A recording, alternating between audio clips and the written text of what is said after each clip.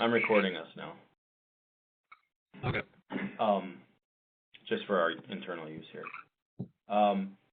So this titled and registered assets section, if you click in here, the first thing you're going to want to look at is this KBID dealer services.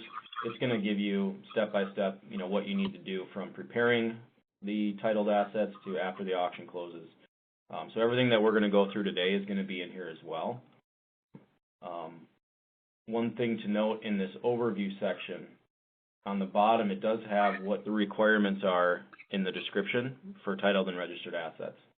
So as far as vehicles, we need the year, make, model, indicated mileage, VIN number, plate number, all of those good things would need to be in the description. So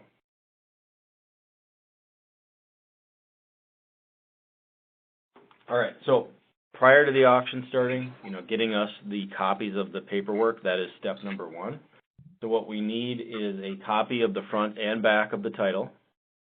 Yep. We would need any lien releases.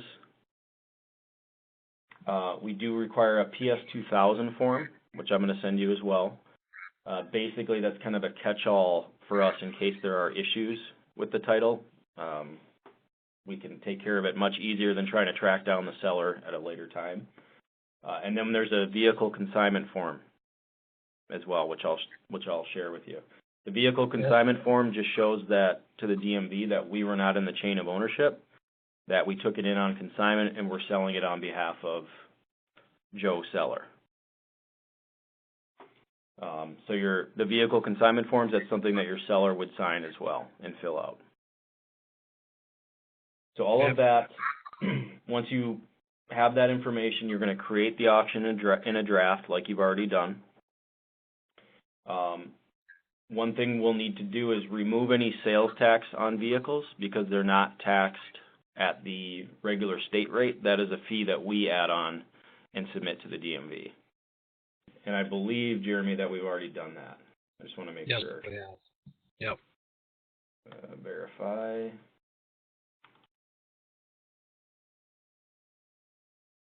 We also disable online payment for any of those vehicles because after the auction closes, there's a chance that we need to adjust vehicle fees. Not only that, the buyer of a titled asset has to come in to sign anyways. They cannot send a surrogate unless that surrogate has a power of attorney specifically saying that they can sign for this type of thing. And we would need the original copy of that, and that would have to be notarized. Right. Yeah, so since they need to come and pick it up anyway, we just say, disable that online payment, that you can still take a credit card payment on site if you want, but just don't let them pay online. And it looks like we've already done that for those 3 vehicles, so we're good to go there. Right. So all of that information, when the auction's in draft, is sent to this email address. It's auctionwithtitles@k-bidmail.com. That is our title department. Consists of Becky, Ray, and Leslie. It's a team effort here. The reason that we do that, that you send it to that specific email address rather than to a person, is in the event that a person is out or on vacation, we don't always publicize these things. Since they're sent to a department, whoever happens to be covering will get a copy of that email, and that way we are sure that you are taken care of. The best way to not get taken care of is to send an email requesting something to a specific individual. Correct. Yep. So once we've received that paperwork, we're going to review it, make sure it's all complete. We will let you know if anything is missing. We're also going to go in there and add those vehicle fees for you. Now in this case, we will collect and keep the dock admin fee. We also receive the dock admin of $59 for reserve not met. So there's still going to be a dock admin fee regardless of if it sells or not. Okay. Say we receive all the paperwork, we put on all the fees, everything looks good, we're going to send you an email that says go ahead and publish this auction. you know, now that you're in review, we'll work together to get it up. But the title department will say, fees are on, this auction's good to go. When you receive that email, I'm going to pull one up here. It's going to send you a checklist for each item on that auction.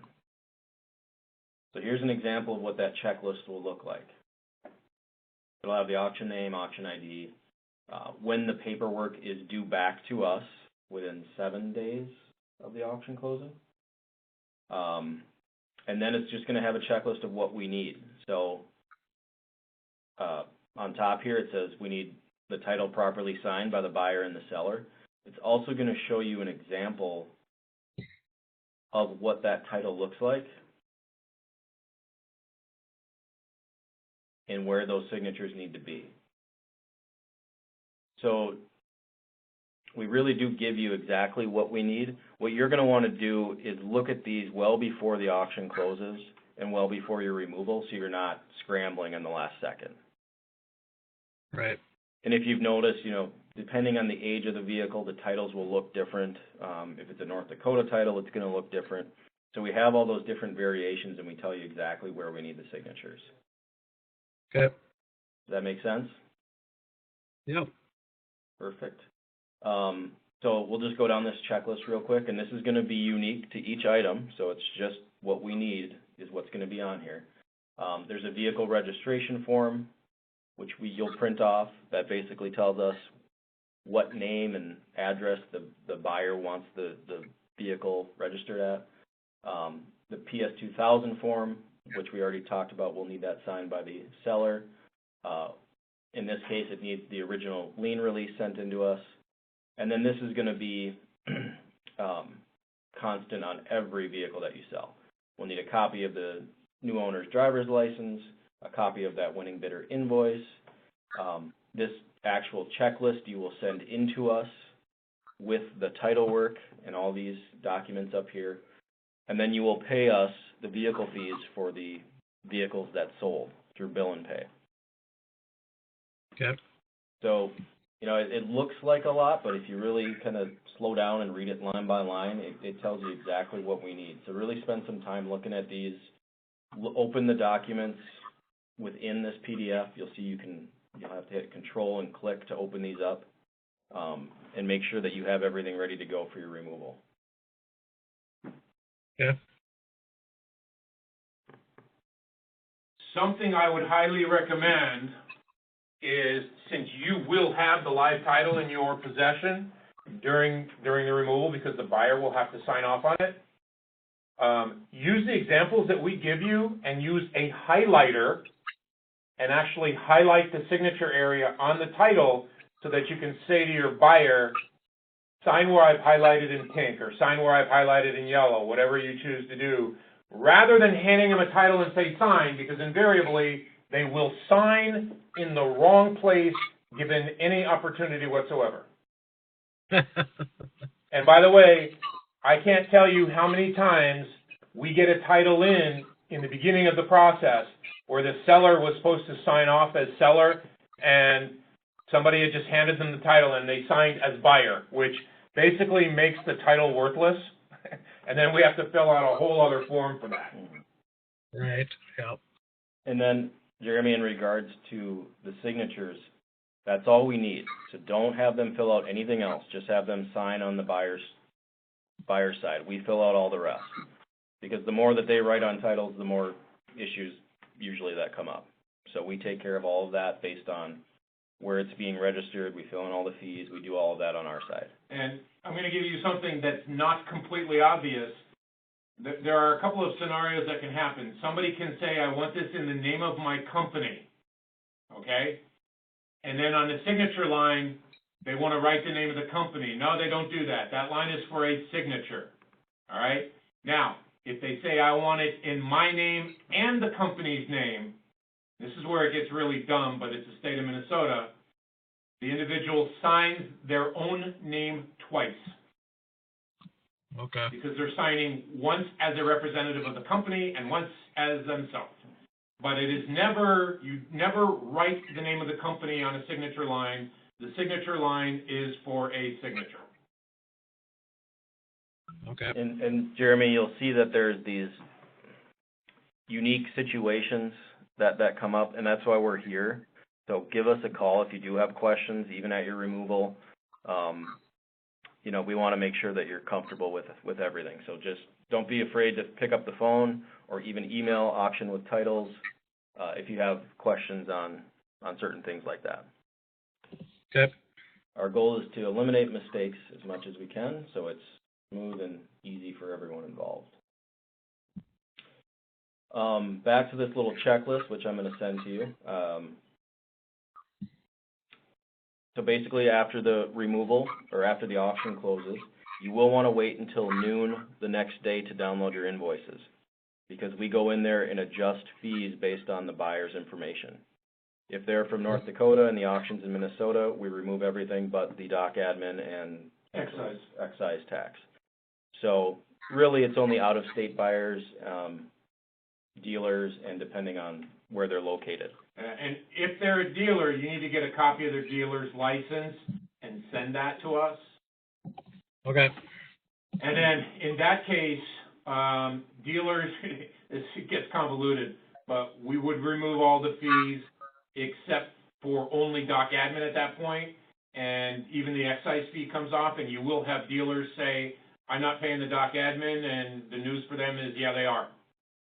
Okay. So we don't waive that for other dealers, because we've already put in about 80% of our title work, and the only thing that's left for us is to actually submit it to the state. So, because I can promise you, they wouldn't waive it for me. Dock fee is a dock fee. It's there no matter what. Yep, so the Yep. fees that are on the invoice after noon, day after the auction, that's what you need to collect. Yep. And that's all submitted to us through Bill and Pay, which you've signed up for. You'll notice when you log in there, there's an option to submit additional payment, I believe is how it's worded. And when you do that, you send us the entire fee amount that you collected for the auction and write the auction ID and the lot numbers for that auction that you're paying for. Yeah, and if you could, on a per lot basis, let us know what that dealer fee is. Sometimes, especially if you're doing half a dozen vehicles, I'll spend 40 minutes just trying to figure out what money goes with what item, where if you put that in the bill and pay notes, it just expedites the process. I had somebody yesterday, he had like eight vehicles and just said bill and pay for vehicles, and it was one big number, and I'm like, oh, good Lord. That means I got to look through every item in the auction to see whether or not it's a vehicle, and then it's just a lot of backtracking. Right. Okay. So you will submit that payment before you send in the documents. Send all the documents that we required you to have signed. Send that in to us at our corporate office, Attention Title Department. And then from there, we take care of it. So we submit it to the DMV. When we get back copies of titles and registration information, we send that to the buyers. So it's really out of your hands at that point. Unless we screwed up, then we'll go back and get the next correction form. But that's Sure. not going to happen with you, so we're good to go. No, of course not. So, you know, it's a process. It's not terribly difficult if you just kind of slow down and make sure you're, you know, looking through it and paying attention. So that should be about it. Any questions from you? The first, you know, what you're doing now with the auction that you have in draft is starting to get these forms and copies of the titles sent into Auctions with Titles. Make sure to include the auction ID and the lot numbers. And then we'll respond and let you know, hey, this is good to go, or we're missing XYZ. We need that before we can post. Yep. No, that's fine. I'll send them titles. I got them right here, so I'll send them over.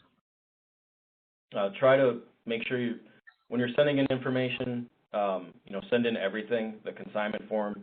So you're probably going to have to wait a little bit and get that consignment form signed by your seller, the PS2000 form, any lien releases if there are any. send it all in at once, so we're not doing a big back and forth to, Oh, yeah, that's true. Yeah, I have to get that one, the, consignment form signed is all, I guess. I got everything else. yeah, that should be it. I'm gonna send you this little checklist here. Wouldn't be a bad idea to print this off and just have it available. All of this is in the knowledge base. I'm recording this, so I'll get this video and make it available for you as well if you want to rewatch it. Okay. Yeah, other than that, that should be it. Okay, perfect. Yeah, and then you'll send me over that vehicle consignment form? Correct, yep. I got all that ready to go. I'll send it here in a matter of minutes. Okay, All right. perfect. I will take care of that then. All right, we'll talk to you soon. All right, thanks, Chris.